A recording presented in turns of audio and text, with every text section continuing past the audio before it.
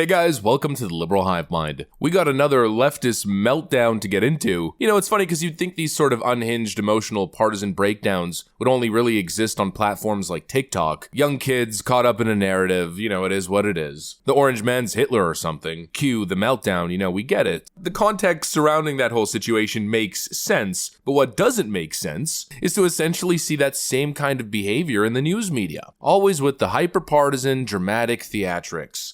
I think I'm gonna have to hand this off. Yeah. Sorry. That does it for us tonight. We'll see you again tomorrow. Now it is time. Of course, we all remember Rachel Maddow crying over literal nonsense fake news. We all remember Alexandria Ocasio-Cortez staring at a couple trucks in a parking lot, crying because the orange man is just so cruel and evil. Think about the kids.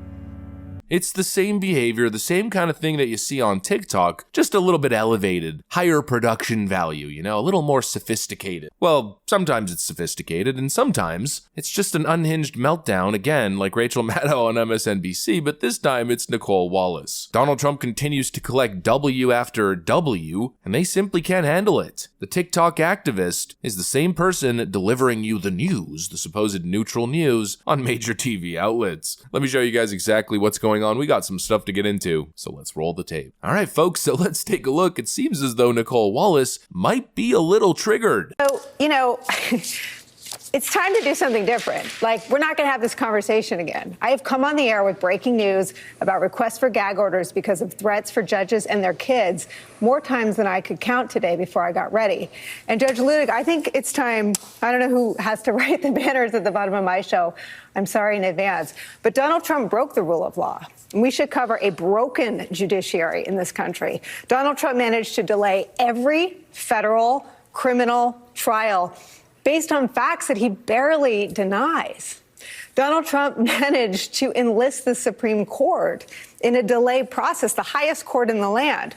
Donald Trump brazenly and repeatedly attacks not just judges, and I've had the privilege of sitting across not just from you, Judge Ludig, but from Judge Esther Salas, whose son was assassinated by a crazy person. Judges don't have Secret Service protecting them. They don't even always have, I mean, her child answered the door.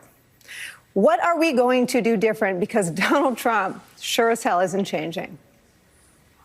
Here we go again with the fake outrage, the phony manufactured nonsense, and of course, with another big lie. She's seriously making the claim with a straight face that Donald Trump threatened the judge's daughter. Here we go again with the phony outrage and actual lies. Donald Trump didn't threaten anybody. He simply pointed out what he believes is a clear conflict of interest. Trump has posted twice about Lauren Merchant on Truth Social, the social media platform where the former president has more than 6.8 million followers, including calling her a, quote, rabid Trump hater who has admitted to having conversations with her father about me. Is that a threat? Or is that more of a legal argument and somebody practicing their First Amendment right? And of course, they're trying to hit him with gag orders, once again proving how fond they are of freedom of speech and expression. It's pretty clear what's going on, and even if you have a slightly different opinion, you know, we should be able to discuss these kinds of things rationally. What I don't understand is why talking about possible conflicts of interest relating to the judge's family and their possible connection to the Democrat Party, why that's so off limits. You know, we can't have a rational, sober conversation about that. No, we need to be flipping papers and pushing hysteria, suggesting once again that Donald Trump is issuing direct calls of violence against the judge's family member. I mean, they're out to make this guy seem like he's freaking Al Capone. I mean, that's what a lot of people have been saying. Considering the amount of indictments that they hit him with, immediately you could understand the connection or the comparison. The goal with all these phony indictments, the goal with all of this hysteria is to paint him as if he's the most dangerous man to have ever existed. And I really don't get it. You know, the question I keep asking myself is, who did Donald Trump kill? Who did Donald Trump steal from? Who did he physically attack or intimidate? You know, the way they talk to him, the way they react to him, it's almost as if he's a mafia boss running his criminal organization in Gotham City. It's absurd. And the funny thing is, you ask the question to these leftists, well, who did he rob? Their answer these days is the bank. He defrauded the bank out of millions of dollars that he paid them back plus interest. Interesting take. The ironic part is that a lot of the times it comes from these down with capitalism commie leftists. I'm sure if it was one of their communist heroes taking on the banking machine, man, they'd probably think it's base, but now of course that it's Donald Trump committing a supposed crime that never existed, well, once again they show they're on the side of lawfare and fascism. It's very weird watching people act so unhinged, so hysterical, over something that's obviously fabricated, something that's obviously fake. You know, we have a word for that. It's called theater, fantasy. That's what it is these days. To take something out of proportion, to willfully sit there with a straight face,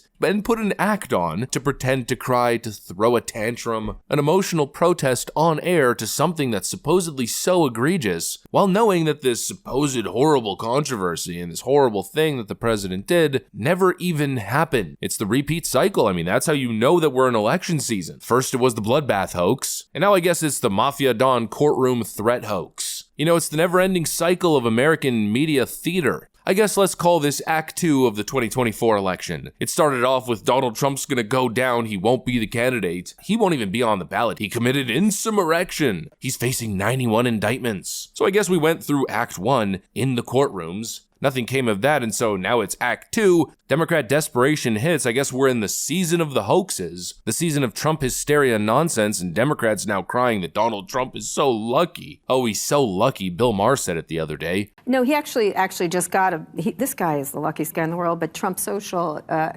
Trump Social, it's Trump Social, but Truth Social just got permission to go public. Right. And so his stake, because it's a meme stock, a little like GameStop, is worth $3.5 billion right now, and it could go higher if people bid it up. So. He definitely made a deal with the devil at something.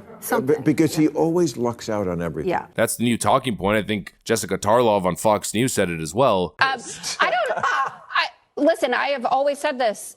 Donald Trump gets really lucky. And so the talking point has been passed down. You know, it kind of gives you an idea of how things started compared to where we are right now. It started off with the walls are closing in. The beginning of the end. The walls are closing in. The walls closing in. The walls closing in. The beginning of the end. The beginning of the end. Another bombshell. Bombshell. Bombshell. And the second part of the meme, where we are right now. Could this year get any worse?